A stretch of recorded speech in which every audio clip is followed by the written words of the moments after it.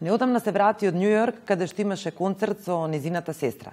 Стана доцент на Факултетот за музичка уметност, пееше на кампањите на ВМРО ДПМН и речиси 2 децении на музичката сцена. Андријана Јаневска, гостинка во студиото. Андријана, здраво. Здраво, Александра. Ти благодарам што дојде.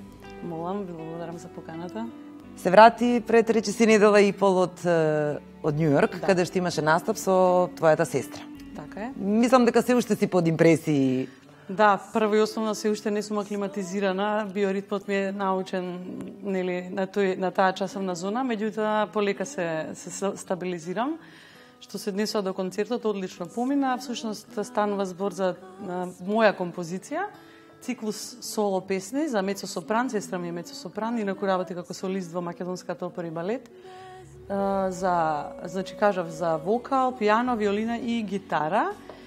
Што значи бевме јас, сестра ми Николина, Драган Гиновски на гитара и Иван Еминовиќ на пијано.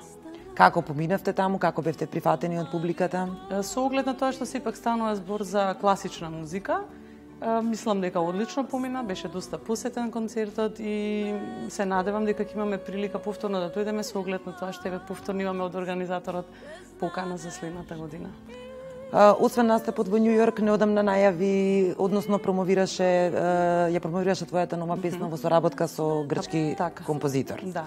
Тој всушност не е композитор, станува збор за Апостолос Стефанопулос, тој е текстописец.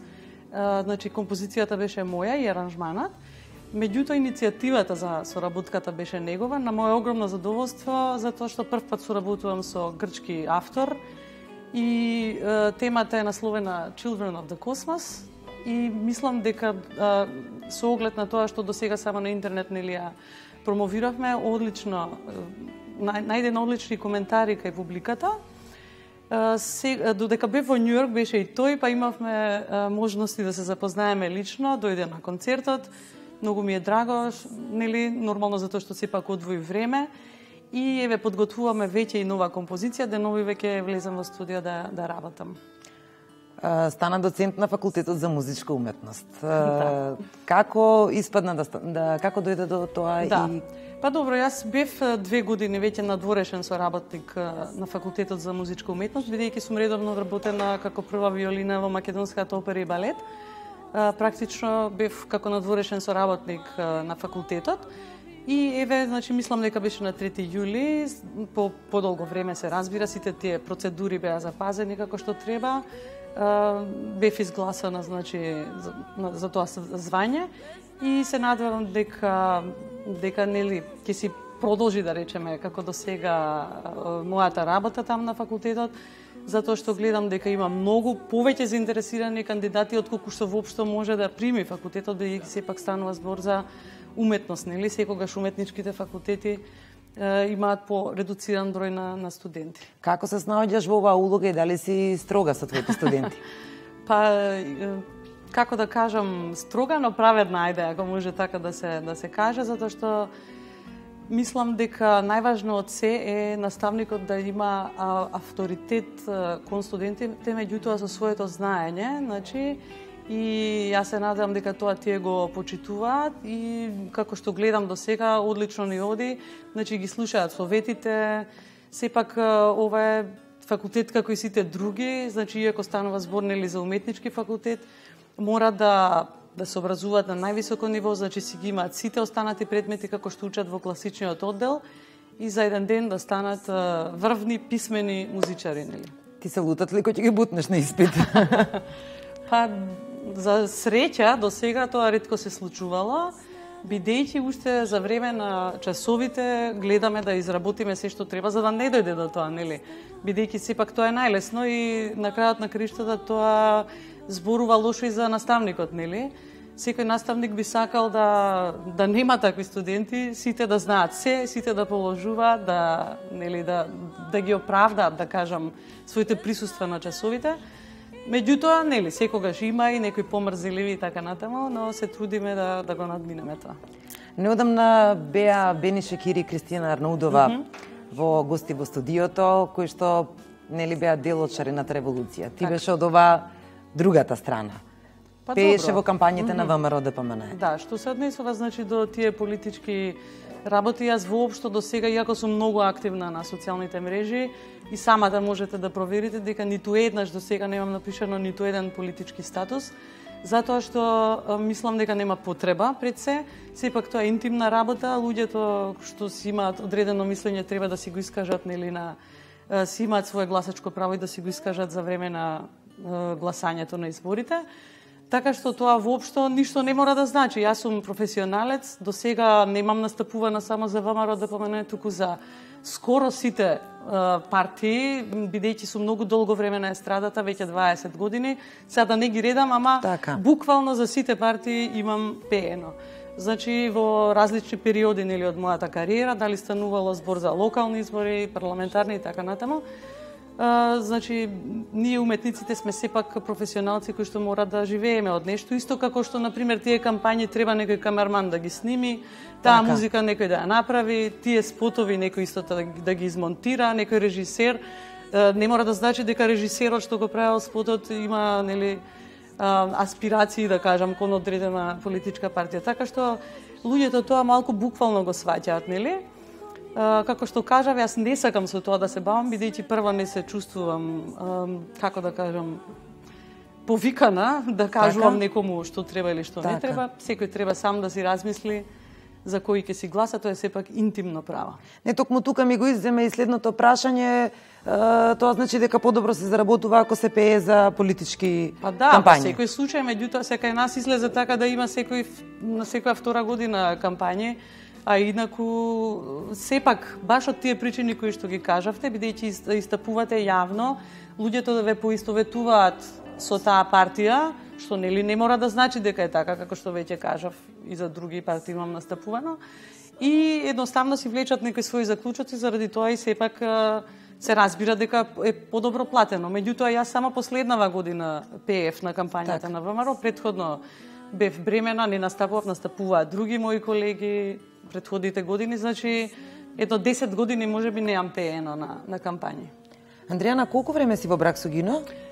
Па од 2009 година. Вие сте и музички соработници, брачни другари. Кажи ми, како е, ќе ми се насмеат сега колегиве на прашањево, како е да се биде заедно на работа и заедно во креветот? Тоа креветот фигуративно нека звучи. Да.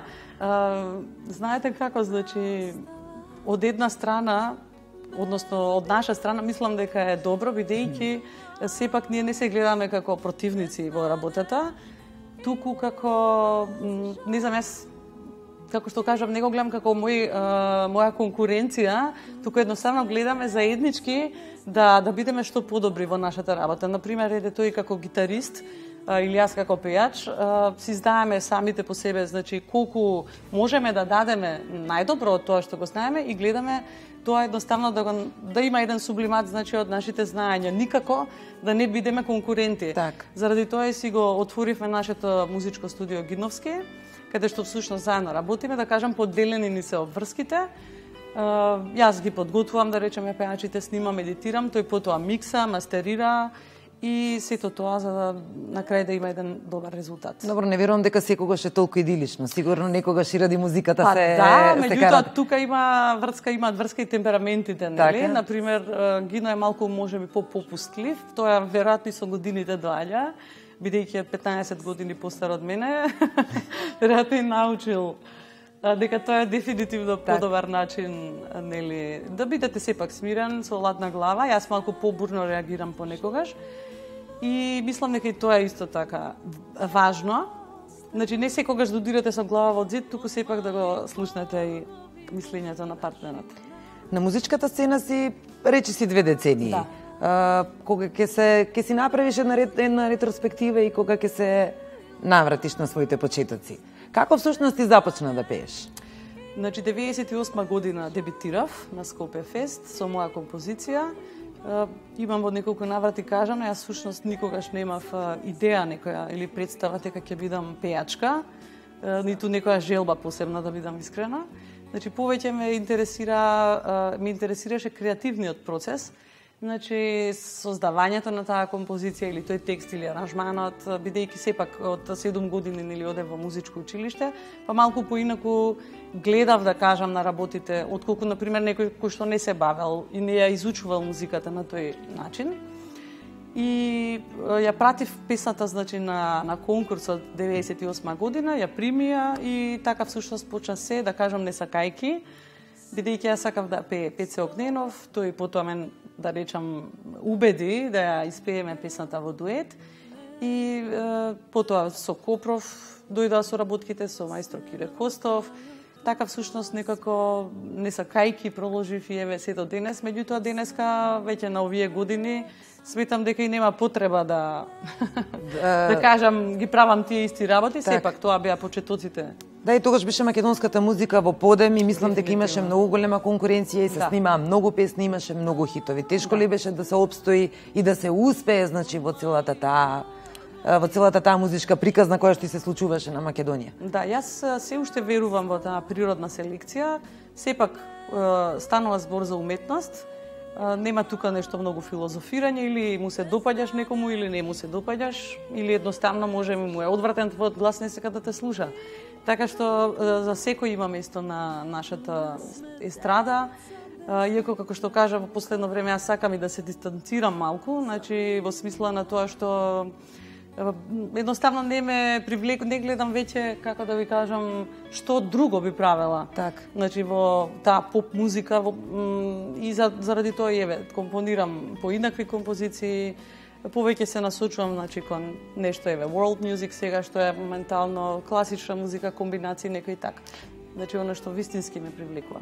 Да, сега додека говореше за ова ми се врати филмот на една статија што имам прочитана одамна, кога Тоша Проевски и Каролина го снимија дуетот, ти и Маријан Стојановски исто така снимавте една песна. И потоа ве споредуваа како вие сте ги имитирале нив, а ти некаде откри дека всушност вашата песна била многу постара од нивната песна, од нивниот дует кој што го снимаа. Сега не можам точно да се сетам на... Јас не можам да се сетам баш Немир која година е, ама вистината е следна. Значи, песната Немир, прво ја снимивме јас и еден охриѓанец, не можам да се сетам сега, мислам дека Алекс, нешто така се викаше, со витка на коса. Сега ја имам и демо снимката на касета, нели?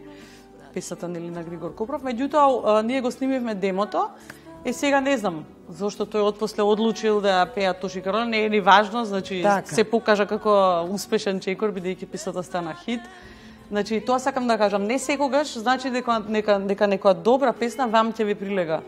Значи едноставно можеби некоја моја песна нема да ја прилега, не или обратно, нели? Значи се треба да се вклопи идеално, значи вистинско време, вистински пеач и вистинска композиција. Јас и Маријан, нашата песна име ти е адреса, ја испеавме на Маквест 2000 година, тогаш и победивме.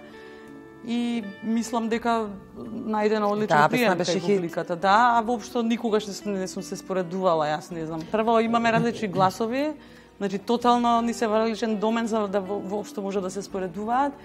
И од секогаш ми биле мене и Тоша и Каролина и Маријан пријатели, воопшто сите на естрадата, така што како што кажав, ќе повторам, за сите има место.